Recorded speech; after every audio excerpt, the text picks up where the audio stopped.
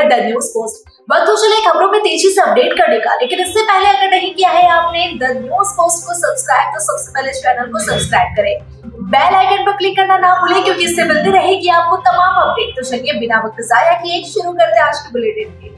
Ration card धारकों को e-KYC update कराने की समय सीमा फिर बढ़ा दी गई है। इसके तहत उपभोक्ता 31 मार्च तक ई-केवाईसी करा सकेंगे। इससे पहले समय सीमा 28 फरवरी तक थी। यह 5वीं बार है जब झारखंड में ई-केवाईसी अपडेट की समय सीमा बढ़ाई गई है। खाद्य सुरक्षा अधिनियम के तहत लाल, हरे, पीले और अन्य सभी प्रकार के राशन कार्ड धारक परिवारों के प्रत्येक सदस्य का ई-केवाईसी अपडेट सुनिश्चित करना है, ताकि केवल वास्तविक लाभार्थियों को ही राशन का लाभ मिल सके। खाद्य सुरक्षा योजना का लाभ सही और योग्य लोगों को ही मिले। ई-केवाईसी किसी भी कीमत पर अयोग्य को योजना का लाभ लेने से रोकने की कोशिश है। इससे वास्तविक जरूरतमंदों को अधिक लाभ मिल सकेगा। राज्य आपूर्ति विभाग की ओर से बताया गया कि भारत सरकार ने राशन कार्ड को आधार से लिंक करना अनिवार्य कर दिया है। यदि कोई लाभार्थी ई-केवाईसी अपडेट नहीं कराते हैं तो निर्धारित तिथि के बाद से उनका नाम स्वतः राशन कार्ड से कट जाएगा। इसलिए निर्धारित समय से पूर्व सभी लाभों की केवाईसी करा ले। इसमें किसी प्रकार की लापरवाही स्वीकार नहीं की जाएगी। झारखंड के नवनिर्वाचित विधायकों का प्रशिक्षण दूसरे दिन भी जारी है। सुबह 11 बजे से विधानसभा के कॉन्फ्रेंस हॉल में प्रशिक्षण की शुरुआत होगी। प्रशिक्षण देने की मुख्य वजह यह है कि झारखंड में 22 ऐसे विधायक हैं जो पहली बार सदन पहुंचे हैं। ऐसे में उन्हें सदन की कार्यवाही का मुकम्मल जानकारी मिल सके, कैसे प्रश्न पूछे जाते हैं और विधायिका का दायरा कितना होता है, कौन कौन से अधिकार उनके पास है। प्रशिक्षण का उद्घाटन मुख्यमंत्री हेमंत सोरेन, विधानसभा अध्यक्ष रविंद्रनाथ महतो, राज्यसभा के उपसभापति हरिवंश नारायण सिंह समेत कई विशिष्ट विधायक ने संयुक्त रूप से किया। गढ़वा जिले के मझियाओं प्रखंड के पुनः उत्क्रमित मध्य विद्यालय में शिक्षक ने बच्चों पर चोरी का आरोप लगाया। बताया जाता है कि स्कूल के कुछ बच्चे पुस्तकालय में घूमने आए थे। आरोप है कि इन बच्चों ने पुस्तकालय का कुछ सामान चुरा लिया। इसके बाद हेडमास्टर आग बबूला हो गए और करीब आधा दर्जन बच्चों की जमकर पिटाई कर दी। इस पिटाई में कई बच्चों को अंदरूनी चोटें आई है। फिलहाल इसकी जांच की जा रही है। आजसू प्रमुख सुदेश महतो की डिस्चार्ज पिटीशन खारिज हो गई है। सीएम आवास का घेराव मामले में आजसू सुप्रीमो सुदेश महतो को झटका मिला है। इस मामले की अगली सुनवाई 19 मार्च को होगी। आपको बता दें कि इस मामले में आजसू सुप्रीमो सुदेश महतो, गिरिडीह के सांसद चंद्र प्रकाश चौधरी, पूर्व विधायक रामचंद्र सहेज, पूर्व विधायक शिव पूजन मेहता, लंबोदर महतो और प्रदेश प्रवक्ता देव शरण भगत आरोपी है। इन लोगों पर बिना आदेश के रैली निकालने और सरकारी काम में बाधा डालने को लेकर लालपुर थाने में प्राथमिकी दर्ज कराई गई है। तेलंगाना के नागर कुर्नूल जिले में निर्माणाधीन श्रीशैलम टनल में फंसे जिले के 4 मजदूरों को अब तक बाहर नहीं निकाला जा सका है। जिले के सीसई प्रखंड के 25 मजदूरों ने कंपनी की बेरुखी और बकाया मजदूरी न मिलने के कारण मजबूर होकर काम छोड़ने का फैसला किया। सभी हैदराबाद से निकल चुके हैं। मजदूरों ने बताया कि वे 5 महीने पहले काम करने के लिए हैदराबाद गए थे, लेकिन कंपनी ने 3 महीने से उनकी मजदूरी का भुगतान नहीं किया। इससे सभी ने काम छोड़कर घर लौटने का निर्णय लिया। सोशल मीडिया पर सामाजिक सौहार्द बिगाड़ने संबंधी पोस्ट करने के आरोप में पुलिस ने एक युवक को जेल भेज दिया। यह पूरा मामला गढ़वा जिले के भवनाथपुर थाना क्षेत्र का है। यहाँ की पुलिस ने एक युवक को गिरफ्तार कर न्यायिक हिरासत में भेज दिया। उक्त युवक के पास एक मोबाइल भी जब्त कर लिया गया है। एसडीपीओ सत्येंद्र नारायण सिंह ने भवनाथपुर थाना में आयोजित प्रेस वार्ता में यह जानकारी दी। एसडीपीओ ने बताया कि भवनाथपुर थाना क्षेत्र के झगड़ा खंड निवासी जयप्रकाश गुप्ता की ओर से सोशल मीडिया पर सामाजिक सौहार्द बिगाड़ने वाला पोस्ट किया गया था। उसी मामले में त्वरित कार्रवाई करते हुए आरोपी को गिरफ्तार कर लिया गया। उन्होंने बताया कि उक्त युवक के विरुद्ध पूर्व में भी सोशल मीडिया पर आपत्तिजनक पोस्ट करने को लेकर थाना में केस दर्ज है। एसडीपीओ ने लोगों से सामाजिक सौहार्द बिगाड़ने वाले भ्रामक उत्तेजक पोस्ट नहीं करने की अपील की। नाबालिग छात्रा से दुष्कर्म मामले में स्पेशल जज पॉक्सो कोर्ट दिनेश कुमार की अदालत ने 2 बदमाशों को दोषी पाते हुए 20-20 वर्ष का सश्रम कारावास और प्रत्येक को 1-1 लाख रुपए का आर्थिक दंड लगाया है। इनमें गढ़वा जिले के झलवा निवासी हारुल रशीद उर्फ हारून रशीद और बानूटीका निवासी फरियाद आलम शामिल है। आपको बता दें कि यह घटना 22 दिसंबर 2021 की है। पीड़िता की मां ने आरोप लगाया कि उसकी 15 वर्षीय नाबालिग बेटी जिला मुख्यालय में रहती है। वह स्थानीय स्कूल में 9वीं क्लास की छात्रा थी। घटना के बाद सुबह 8:30 बजे वह विद्यालय जा रही थी, तभी कार से कुछ अपराधी आए और उसका अपहरण कर ले गए। इसके बाद उसके साथ दुष्कर्म की घटना को अंजाम दिया गया। जब मामला पुलिस के पास पहुंचा तो दोनों अपराधियों को पकड़ा गया। इस मामले में कोर्ट की ओर से यह यह सजा सुनाई गई है। इन दिनों साइबर के खिलाफ देवघर पुलिस द्वारा चलाया जा रहा अभियान से ऑनलाइन ठगी करने वाले गिरोह अब तक सुनसान जंगल का सहारा ले रहे हैं। जंगल में बैठे बैठे साइबर अपराधी अपने आप को बैंक अधिकारी कहकर भोले भाली जनता को गहरी कमाई पर हाथ साफ कर रहे हैं। डीआईजी सह देवघर एसपी अजित पीटर डुंगडुंग को मिली गुप्त सूचना के आधार पर साइबर पुलिस ने जसीडीह थाना के घोरलाल जंगल में 8 शातिर साइबर अपराधी को रंगे हाथों गिरफ्तार करने में कामयाबी हासिल की है। ये सभी ठग लोगों के मोबाइल पर मैसेज भेजते थे और कई तरह का प्रलोभन देते हुए उनसे सभी जानकारी ले लेते थे, फिर बड़ी चालाकी से उनके बैंक खाते से जमा राशि हड़प लेते थे।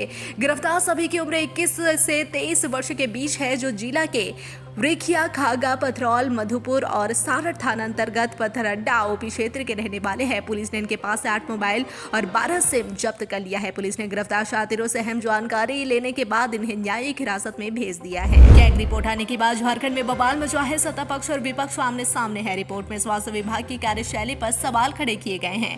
कैग रिपोर्ट आने के बाद स्वास्थ्य मंत्री दुमका परिसदन में मीडिया से रूबरू हुए। उन्होंने आरोप को बेबुनियाद करार देते हुए रिपोर्ट की सत्यता पर ही सवाल खड़े कर दिए।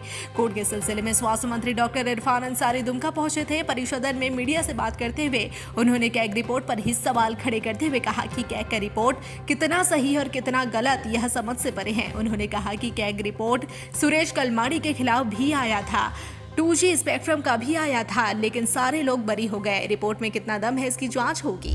जमशेदपुर के गोलमुरे स्थित केबल टाउन व आसपास के इलाके में अब सामान्य दर पर टाटा स्टील बिजली उपलब्ध कराएगी। झारखंड उच्च न्यायालय में चल रहे इस मामले में ऐतिहासिक फैसला सुनाया गया है, जिससे तमाम केबल टाउन के निवासियों में खुशी की लहर है। बस्ती वासियों का कहना है कि पहले बिजली की दर काफी महंगी थी और बिजली बहुत ज्यादा करती थी, जिससे बच्चों की पढ़ाई पर बहुत असर पड़ता था। अब झारखंड उच्च न्यायालय का फैसला आने के बाद अब सभी लोगों को सामान्य दर पर बिजली मिलेगी। झारखंड में नक्सलवाद पर कार्रवाई लगातार जारी है। अब नक्सली अंतिम सांसें गिन रहे हैं, लेकिन विधानसभा में विधायक जयराम महतो ने ऐसी बात उठा दी जिसकी चर्चा पूरे झारखंड में हो रही है।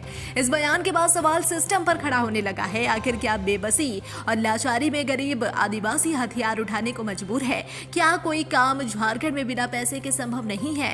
ऐसे में ही सवाल अब कई विधायक पूछ रहे हैं। जी हाँ, जिसमें दावा कर रहे हैं कि झारखंड थाना से लेकर ब्लॉक तक बिना घूस के काम नहीं हो रहा। दरअसल विधानसभा के बजट सत्र के चौथे दिन JLKM से चुनाव जीतकर सदन पहुंचे जयराम महतो जब बोलने को खड़े हुए तो उन्होंने कहा कि झारखंड को अलग राज्य दिलाने के लिए भी आदिवासी खड़े हुए शहादत दी।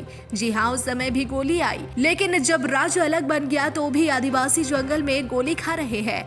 जिन नक्सलियों पर पुलिस ने इनाम घोषित किया है उनमें 50 से अधिक आदिवासी है। आखिर यह सोचने वाली बात है कि राज्य अलग मिलने के बाद भी आदिवासी नक्सल के रास्ते को क्यों बंद कर रहे हैं। दुमका जिले के शिकारीपाड़ा थाना क्षेत्र के बैनागढ़िया के कौवा महल गांव में नक्सलियों के नाम से धमकी भरे कई पोस्टर चिपकाए गए हैं। यह पोस्टर टेलरिंग का काम करने वाले खुर्शीद आलम के टेलर दुकान के बाहर चिपकाकर अंजाम भुगतने की धमकी दी गई है। पोस्टर में लिखा है, खुर्शीद अंसारी पिता आयूब अली, तुम्हारा साल बद्रा में जो जमीन निकला है वह हमारे हवाले कर दो, नहीं तो तुम्हारा अंजाम बुरा होगा।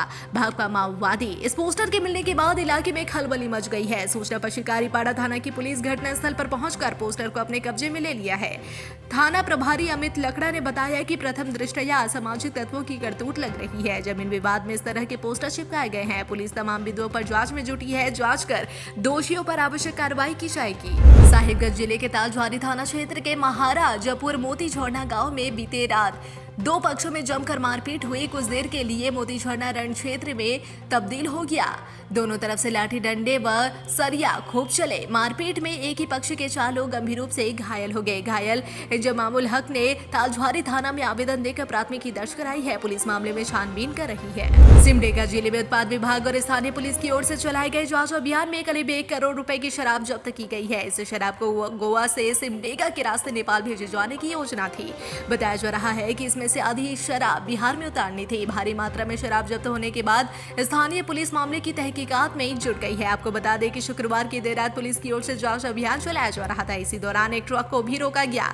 जब उसकी जांच की गई तो उसमें से करीब 1800 बोतल शराब जब्त की गई थी। इस मामले में पुलिस ने चालक और खलासी को हिरासत में ले लिया। शराब का असली मालिक कौन है और किसके पास भेजी जा रही थी, इसकी पूरी जानकारी जुटाई जा रही है। झारखंड के राज्यपाल और विश्वविद्यालय के कुलाधिपति संतोष कुमार गंगवार ने 2 विश्वविद्यालय विश्वविद्यालय के कुलपति की नियुक्ति की है। इस संबंध में राजभवन की ओर से अधिसूचना जारी कर दी गई है। इन दोनों विश्वविद्यालयों के कुलपति का पद खाली था। यह नियुक्ति योगदान देने की तिथि से लेकर 3 साल की होगी। झारखंड के पलामू स्थित नीलांबर पीतांबर विश्वविद्यालय के नए कुलपति नियुक्त कर दिए गए हैं। डॉक्टर दिनेश कुमार सिंह को कुलपति नियुक्त किया गया है। डॉक्टर दिनेश कुमार सिंह वर्तमान में पंतनगर स्थित गोविंद बल्लभ पंत कृषि विश्वविद्यालय के विभागाध्यक्ष पद पर है। उनका कार्यकाल योगदान देने की तिथि से 3 वर्ष होगा। झारखंड एकेडमिक काउंसिल यानी जैक ने पिछले दिनों पेपर लीक होने की वजह से मैट्रिक बोर्ड के 2 पेपर की परीक्षा रद्द कर दी गई थी। साइंस और हिंदी पेपर के प्रश्न पत्र लीक हुए थे। सोशल मीडिया पर साइंस की परीक्षा से पहले ही इसके प्रश्न पत्र वायरल हो गए थे। वहीं हिंदी पेपर के भी लीक होने की बात सोशल मीडिया पर आ गई थी। आरंभ में झारखंड एकेडमिक काउंसिल ने इसे अफवाह बताया था, लेकिन बाद में जांच में पेपर लीक का मामला सही पाया गया। हिंदी और साइंस विषय के प्रश्न पत्र लीक होने की बात जब चर्चा में आई तो पुख्ता प्रमाण मिलने के बाद परीक्षा को रद्द कर दिया गया था। इधर काउंसिल ने रद्द किए गए विषय की परीक्षा की तारीख यानी नई तारीख की घोषणा कर दी है। मैट्रिक बोर्ड की हिंदी पेपर की परीक्षा 7 मार्च को होगी, वहीं 8 मार्च को विज्ञान की परीक्षा होगी। इस संबंध में झारखंड एकेडमिक काउंसिल ने जानकारी दी है। जैक ने मैट्रिक और इंटरमीडिएट प्रायोगिक परीक्षा की भी तारीख घोषित की है। 10 मार्च से 25 मार्च तक सभी संकाय की प्रायोगिक परीक्षा का आयोजन होगा। साहिबगंज जिले के तेजतर्रार उपायुक्त हेमंत सती ने इन दिनों बेहद एक्शन लिया है। जी हां, आगे आपको बता दें कि उपायुक्त हेमंत सती ने तालझारी प्रखंड क्षेत्र के पगार पहाड़ व बालको पहाड़ और बदभंगा पहाड़ का दौरा कर वहां की स्थिति का जायजा लिया। इस दौरान उन्होंने ग्रामीणों से मुलाकात कर सरकार की महत्वाकांक्षी योजनाओं के क्रियान्वयन और लाभ प्राप्ति की जानकारी ली। वहीं उपायुक्त ने नल जल मिशन के तहत की गई पेयजल आपूर्ति व्यवस्था का अवलोकन किया। उन्होंने ग्रामीणों से पूछा कि उन्हें पाइपलाइन के माध्यम से शुद्ध पेयजल मिल रहा है या नहीं। इसके अलावा प्रधानमंत्री आवास योजना के तहत आवंटित आवासों की स्थिति का भी जायजा लिया। साथ ही विरसा हरित ग्राम योजना के अंतर्गत किए गए पौधारोपण कार्य एवं विरसा आवास योजना के लाभुकों से मिलकर फीडबैक भी लिया गया। देवघर जिले का ऋषिका धाम जो पूरे विश्व में प्रसिद्ध है, यहाँ के लोग आश्रम से राज्य और देश ही नहीं बल्कि विदेशों के लोग भी जुड़े हुए हैं, मगर कुछ लोगों की वजह से रिखिया जैसे पवित्र स्थल की साख पर बट्टा लग रहा है।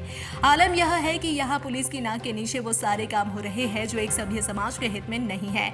सुबह से लेकर शाम तक इलाके के नदियों से अवैध तरीके से बालू का उठाव जारी है। बालू तस्करी रिखिया थाना के सामने से ट्रैक्टर और ट्रकों से बालू की तस्करी कर रहे हैं। इसके बाद भी यहाँ की पुलिस की ओर से कोई कार्रवाई नहीं होना कई सवालों को जन्म देता है। साहिबगंज शहर के गोपाल पुल के नीचे बड़े नाला से शनिवार की सुबह नगर थाना पुलिस ने एक युवक का शव बरामद किया है। शव की शिनाख्त भरतिया कॉलोनी के कालाधर झा के पुत्र दिलीप झा, जिसकी उम्र 55 वर्ष बताई जा रही है, इसके रूप में की गई है। शव मिलने से क्षेत्र में सनसनी फैल गई।